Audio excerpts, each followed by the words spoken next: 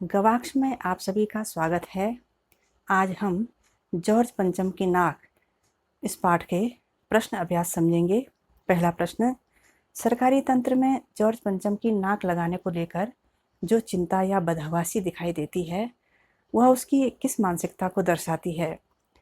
इसका उत्तर होगा कि सरकारी तंत्र में जॉर्ज पंचम की नाक लगाने को लेकर जो चिंता या बदहवासी दिखाई देती है वह उनके विदेशी आकर्षण, गुलाम बने रहने और काम को एक दूसरे पर टालने की मानसिकता को दर्शाती है। दूसरा प्रश्न, रानी एलिजाबेथ के दर्जी की परेशानी का क्या कारण था? उसकी परेशानी को आप किस तरह तर्कसंगत ठहराएंगे? उत्तर, रानी एलिजाबेथ का दर्जी इसलिए परेशान था कि हिंदुस्तान, पाकिस्तान और नेपाल के दौरे पर रानी कब क्या पहनेगी। उसकी परेशानी इस तरह से तर्कसंगत थी कि रानी की पोशाक अवसर के अनुकूल हो, उसमें कोई त्रुटि न रह जाए। जिस प्रकार रानी ने हिंदुस्तान आने के लिए हल्के नीले रंग का सूट बनवाया, ऐसे ही अन्य देशों में जाने के लिए वहाँ की पोशाकें भी बनवाई होंगी, तो दर्जी को इसमें गलती होने का भी डर रहा होगा। तीसरा प्रश्न, और देखते ही देखते नई दिल्ली का कायापलट होने लगा। नई दिल्ली के कायापलट के लिए क्या क्या प्रयत्न किए गए होंगे? उत्तर, नई दिल्ली के कायापलट के लिए निम्नलिखित प्रयत्न किए गए होंगे। पहला, सड़कों की मरम्मत करके उन्हें नया बनाया गया होगा। दूसरा, सरकारी इमारतों की रंगाई पुताई करके उन्हें सजाया गया होगा। तीसरा, हवाई अड्डे को आकर्षक बनाया गया होगा। चौथा, रानी के ठहरने के स्थान को विशेष रूप से सजाया गया होगा। और पांचवा, मूर्तियों की साफ सफाई की गई होगी।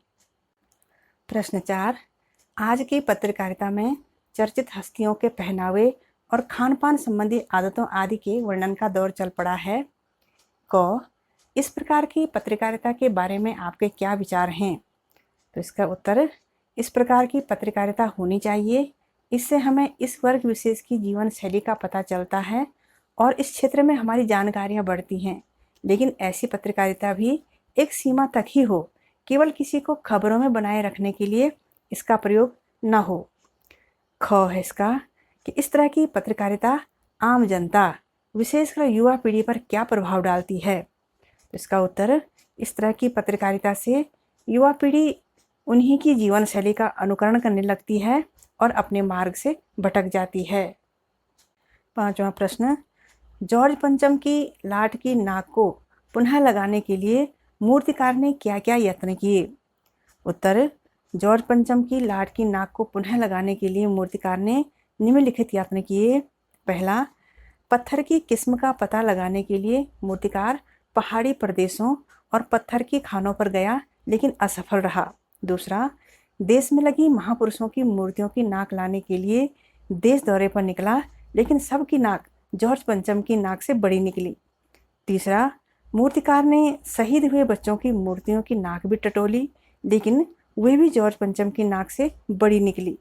चौथा, अंत में उसने जॉर्ज पंचम की मूर्ति की नाक पर एक जिंदा नाक लगा दी। छठवां प्रश्न, प्रस्तुत कहानी में जगह जगह कुछ ऐसे कथन आए हैं जो मौजूदा व्यवस्था पर करारी चोट करते हैं। उदाहरण के लिए, फाइलें सब कुछ हजम कर चुकी हैं, सब हुक्कामों ने एक दूसरे की तरफ ताका। पाठ में आए ऐसे अन्य कथन छांटकर लिखिए। तो उत्तर, ऐसे अन्य कथन हैं। पहला, दिल्ली में सब था, सिर्फ नाक नहीं थी। दूसरा, शंख इंग्लैंड में बज रहा था, गूंज हिंदुस्तान में आ रही थी। तीसरा, खामोश रहने वालों की ताकत दोनों तरफ थी। चौथा, गश्त लगती रही और लाट की नाक चली गई। पांचवा, रानी आए और नाक न हो। प्रश्न 7, नाक मान सम्मान व प्रतिष्ठा का द्योतक है, यह बात पूरी व्यंग्य रचना में किस तरह उभर कर आई है, लिखिए।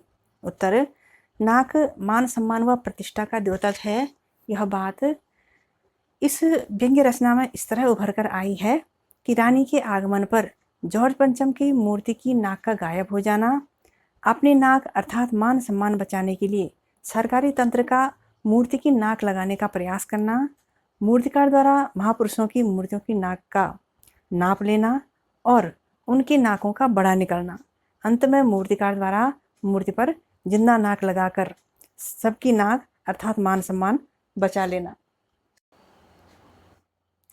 प्रश्न 8, जॉर्ज पंचम की लाट पर किसी भी भारतीय नेता, यहाँ तक कि भारतीय बच्चे की नाक फिट न होने की बात से लेखक किस ओर संकेत करना चाहता है? उत्तर, जॉर्ज पंचम की लाट पर किसी भी भारतीय नेता, यहाँ तक कि भारतीय बच्चे की नाक फिट न होने की बात से लेखक यह संकेत करना चाहता है कि भारतीय नेता और यहाँ तक कि भारतीय बच्चों का मान सम्मान, उनके आदर्श, उनका चरित्र, उनकी प्रतिष्ठा जॉर्ज पंचम से बढ़कर है। 9वां प्रश्न, अखबारों ने जिंदा नाक लगने की खबर को किस तरह से प्रस्तुत किया? उत्तर, सब अखबारों ने खबर छापी कि जॉर्ज पंचम के जिंदा नाक लगाई गई है, यानी ऐसी नाक जो कतई पत्थर की नहीं लगती।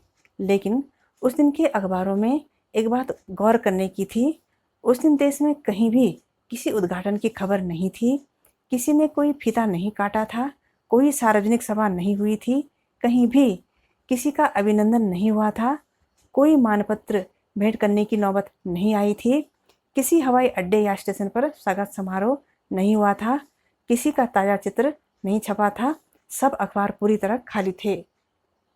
प्रश्न 10, नई दिल्ली में सब था, सिर्फ नाक नहीं थी।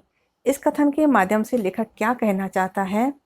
उत्तर, नई दिल्ली में सब था, सिर्फ नाक नहीं थी। इस कथन के माध्यम से लेखक ने दिल्ली के सरकारी तंत्र की कार्य न करने की प्रवृत्ति पर व्यंग्य किया है। यह तंत्र इतना निकम्मा था कि इसे अपनी नाक अर्थात मान सम्मान की भी चिंता नहीं थी। प्रश्न 11, जॉर्ज पंचम की नाक लगने वाली खबर के दिन अखबार चुप क्यों थे? उत्तर, जॉर्ज पंचम की नाक लगने वाली खबर के दिन अखबार इसलिए चुप थे कि एक मूर्ति की नाक लगाने के लिए सरकारी तंत्र ने एक निर्दोष व्यक्ति की नाक काट दी और ऐसा करके अपनी नाक अर्थात मान सम्मान बचा लिया। अखबार चुप रहकर इस बात पर अपना विरोध प्रकट कर रहे थे।